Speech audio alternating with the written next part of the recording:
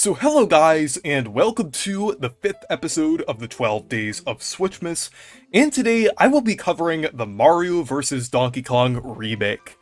I really enjoyed this game. This is like a huge gap between Luigi's Mansion 2 HD and Mario vs. Donkey Kong. Like, even though I said I enjoyed 2 HD, and I'm not lying, I did enjoy that, I just think there is a pretty big gap in quality here. Like, Luigi's Mansion 2 HD was like a 7 out of 10, and this is like an 8.5 out of 10, I would say. Like, a pretty big gap here. Like, the rest of the games on this list are excellent, I would say. They're all very good, because I played a lot of great games this year, including a couple non-Nintendo games on here that are just pretty notable, so I felt like including them.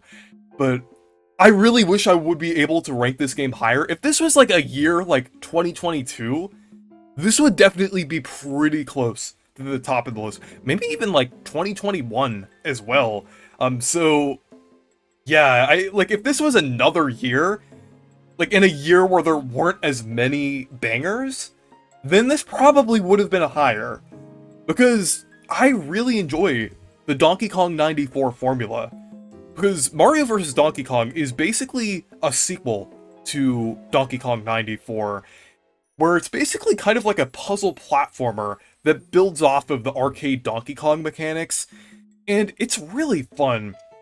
The premise of the game is basically where you play as Mario, and you have to find the key, go through a door on various levels, and then find the mini Mario toys, which Donkey Kong has stolen. And there's like a lot of different mechanics and things, like there's enemies like Shy Guys and things that you can pick up and throw, and a lot of obstacles to avoid, even some that were in like DK94.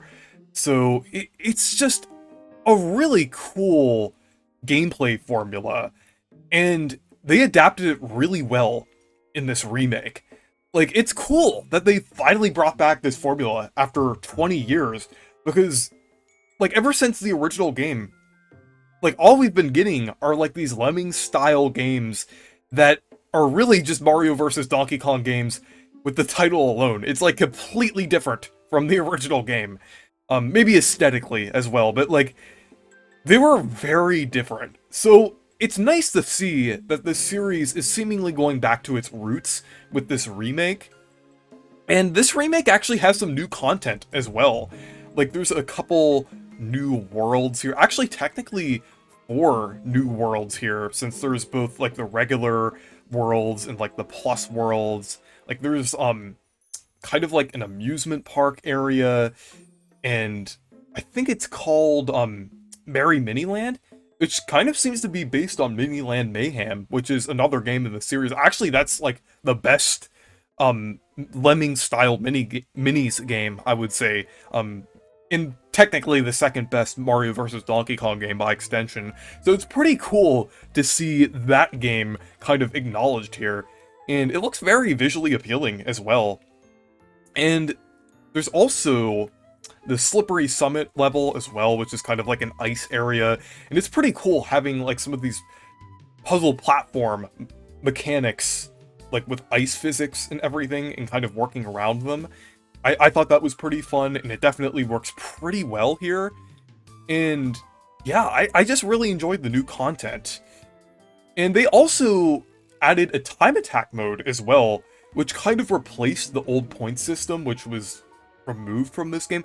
Honestly, it was a bit of a controversial decision, but I don't really mind it that much, because I feel like Time Attack was a fairly fun replacement. I would say it is very fun and replayable, and I feel like the point system kind of made things feel a bit weird. It kind of felt a bit like padding, I would say, in the original game, like with trying to get a star.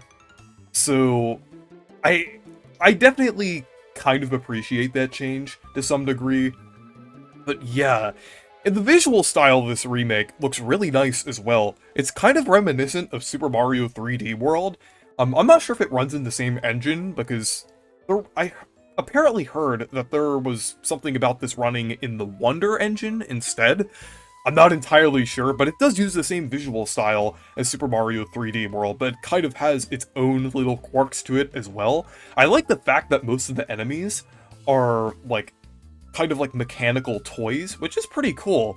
It kind of brings over that theming from the other Mario vs. Donkey Kong games, and which I do think is nice, because it kind of gives this its own identity, kind of similar to how the older Paper Mario games have, like, Yoshi's Island-inspired designs, while also kind of having, like, a lot of their own identity as well. But there were also, like, other ones as well that weren't, like, toys or mechanical versions of certain enemies, like the birds or bats and fireballs, which is a pretty cool returning enemy. The fireballs are basically like upright lava bubbles, kind of similar to the lava bubbles from the older Paper Mario games and Super Mario RPG, and were actually originally in the original Donkey Kong, which is pretty cool. So apparently the lava bubbles are technically based on this enemy. I made a graphic a while ago about, like, the difference between, like, fireballs and, like, upright lava bubbles, and also how they're similar. So it's pretty cool seeing, like, an HD version of, like, a classic Donkey Kong enemy. There's, like, a lot of other, like, classic Donkey Kong enemies here as well. Like, the birds that I mentioned, they're actually originally from, like, DK94, and actually by extension, like, based on the ones from Donkey Kong Jr. as well. And there's also, like, Snapjaws from Donkey Kong Jr., Sir Shovelots from DK94. So it's pretty cool seeing, like, a lot of these, like, classic enemies and everything. So I really feel like they didn't really hold back on it creatively. Like, because I did see some people, like, write it off as, like, generic just because it used a fairly 3D World-esque art style. But honestly, I just think that was due to the fact that they were translating this into the modern 3D style. I don't really think that much of the charm is lost. I mean, yeah, sure, there were some things that were removed that were a little disappointing, like some of the voice clips. Thankfully, they did bring back some of the Charles Martinet voice clips, but not all of them. There were still, like, come back here, you big monkey! That one was removed, unfortunately, and there were also some animations that were toned down a bit, which also was a bit disappointing.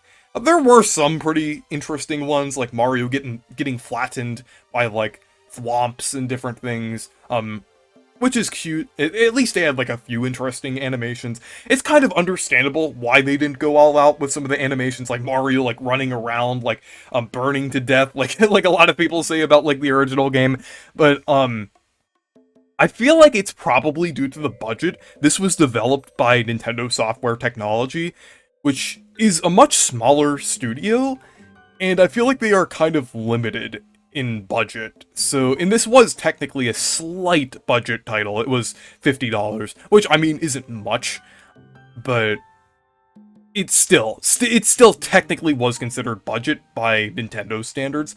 But I still see, like, a lot of charm and effort put into this. One thing that I really liked was the music. I thought the music was great.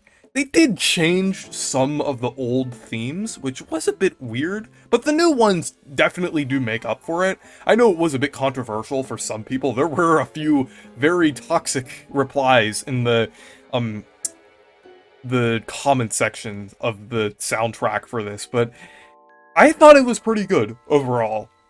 But yeah, between, like, the new content, the visuals being pretty good overall, I think this was a pretty good remake, I would say. There are only a few things that held this back, I would say, but I feel like that's probably due to the budget. But most things, I would say, are pretty good. Another thing that I forgot to mention are the cutscenes. The cutscenes look pretty nice as well.